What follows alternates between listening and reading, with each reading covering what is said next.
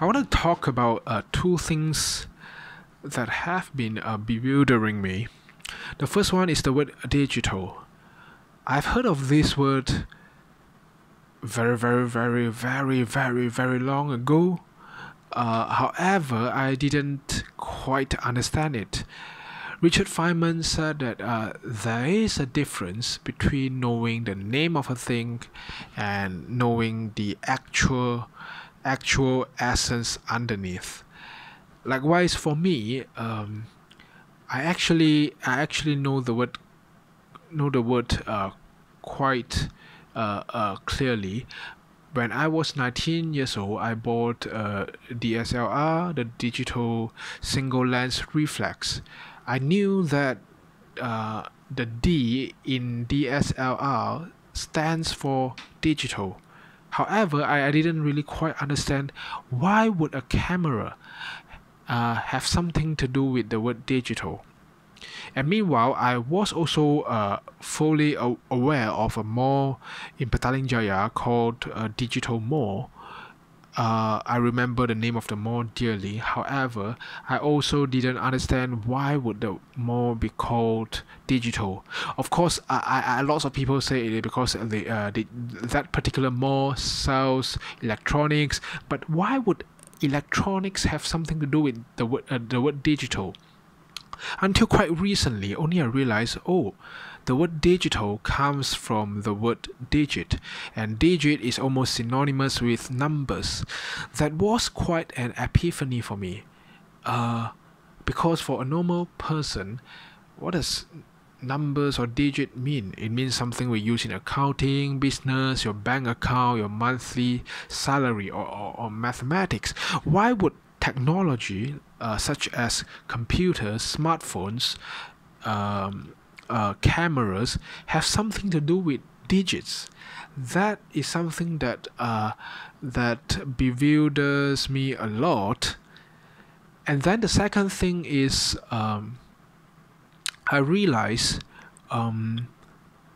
because back then when I was working in a law firm, there was a suit where one of the parties submitted evidence to the court. The evidence was a recording, a voice recording that was recorded secretly, surreptitiously during a lunch session, all right, without the consent of the other party. And I'm not interested to talk about the legality, but what startled me is that how easy it is for us today to gather information, be it in the form of recording, in the form of picture. So for example, you have a smartphone, you could secretly take a photo and quickly hide your phone. Not many people would be able to catch you. And of course, you can record video and CCTVs everywhere. We could record so much of footage, so much of information. And sound recording is the same. You press a button, people don't even know. You could turn your screen black. People don't even know you are recording. And that made me wonder, wow, why is it so amazing, the technology? How did we figure out within a millisecond to store sound, to store pictures? All right, so this is the second thing that bewilders me. And in fact, it turns out recently I found that my first bewilderment just now regarding the word digital is actually almost directly related to my second bewilderment regarding sound recording and photo taking. They are related. All right. So one thing I found out is that when you try to record a sound, you press the sound recording app in your smartphone. You press the record button, and then you of course you speak to the phone. And when you speak, of course, in physics we study that when you are speaking, what you are doing basically is you create vibration in your throat. All right, and then that vibration generates sound wave and it propagates out from your mouth, and then then sound wave travels, and sound wave requires a medium. Of course, the medium is air. That's how our voice travels normally. And of course, the sound wave from our mouth travels to the phone. Okay, the phone at the mouthpiece, there is actually mini microphone, and then this microphone it's actually very tiny, I believe. It's in the sound card, and this microphone has magnetic wire, has wire coiling around a small magnet. As a result, the sound wave, the propagation of a sound wave, vibrates and oscillates the magnetic field. And then of course this is something related to, again, what Faraday found out regarding solenoid, things like that. But when you disrupt the magnetic field, then we would be able to generate electrical signal. All right, and then electrical signal, again, there is another thing called okay, bear in mind the electrical signal generated by the magnet, by the sound from our mouth, is actually analog signal, and then there is a analog to digital converter, alright, it's called ADC. It will convert the magnetic field, the electrical signal generated by the magnet, into digital signal. Alright, regarding what is analog and digital, maybe if I have time I could explain later. But once it is converted into digital signal, it will be able to be stored inside your smartphone immediately. Then you could play it back. All right. So this has something to do with what does the word digital mean? Digital means digit, but actually in terms of computing, be it your smartphone or computers or your cameras, it's also the same. Digital actually means 0 and 1, 2 digits, binary, and it is a discrete signal. Because the problem with analog signal is that it is continuous. Your sound wave is a continuous wave, never being broken. All right. But the discrete signal is at one moment you have the electrical signal passing through, at another moment there isn't. It turns out that discrete signal, electrical signal, the binary, is much more reliable to reproduce the sound, and also much more faster to transfer. As a result, you could within a millisecond you could quickly press stop the recording button, and then immediately in your phone's storage it has the ready-made recording. You can play it back. And for photo, it is the same. It is very amazing. Actually, just now I said sound wave is when we are recording sound, it is merely the vibrations generated by our throat into sound wave. Likewise, for photos, what are photos and pictures actually? They are actually just photons, because every single second light is traveling around us. In fact, actually light originated from stars, and for example from the sun during daytime, and of course during nighttime we have light bulbs, and light bulb generated light energy from electrical energy. But however, a light bulb also generated photons. So all the while, we are able to see things precisely because there are photons, lots of photons flowing around.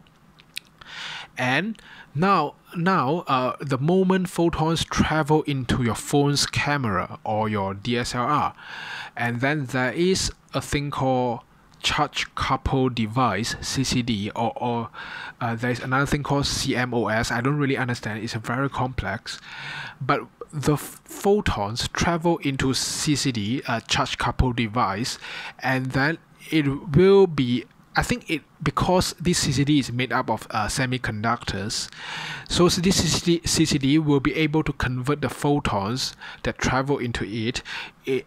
It will convert the photons into electrical signal. Again, it's an analog signal.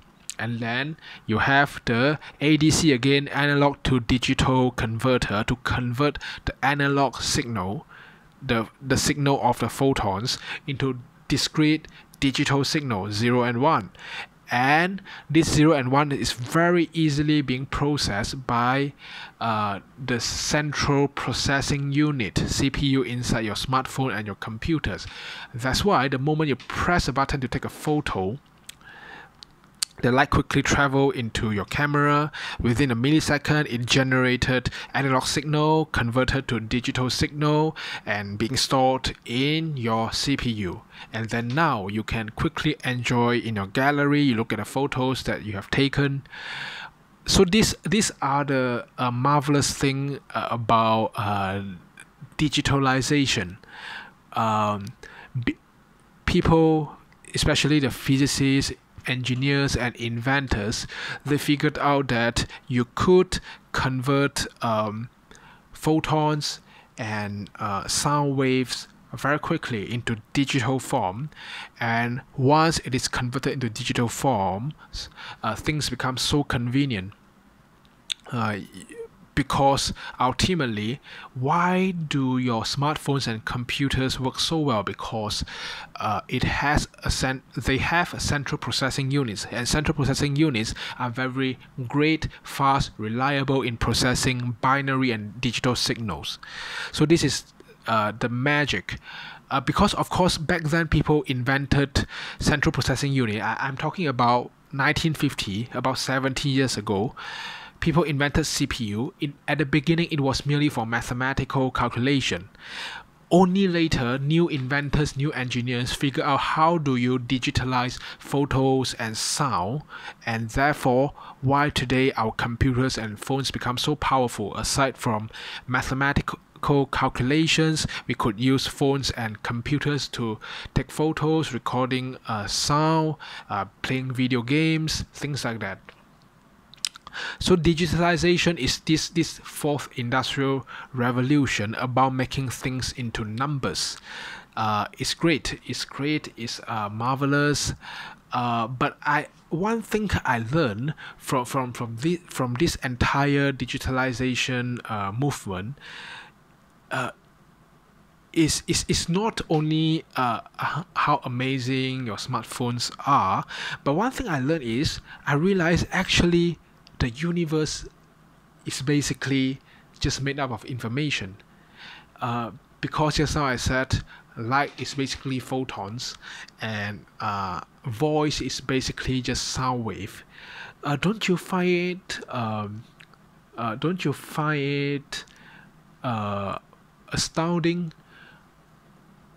All these things that we take for granted, being able to see things, being able to hear things, are merely information, and then we could encode them into actual code, actual signal, and then it becomes something as static as words we write on paper.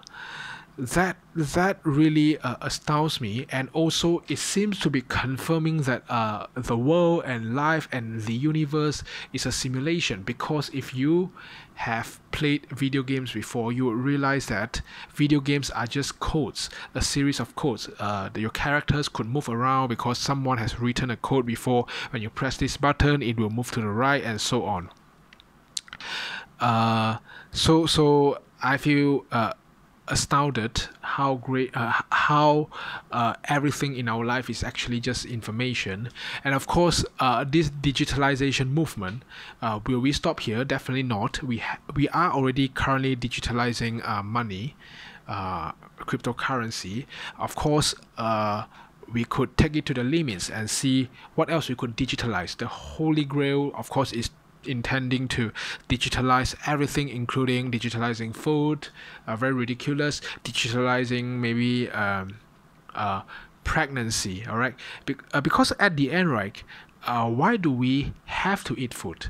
The reason is because your cells need nutrients to grow. But if you could encode your cell growth into real codes, just like sound and light just now, then you would be able to crack the code and figure out how would you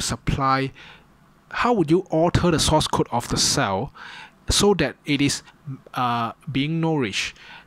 So that your cells don't have to eat, don't have new nutrients anymore. And in fact, in agriculture, it is the same. I think I just stop here. See you tomorrow.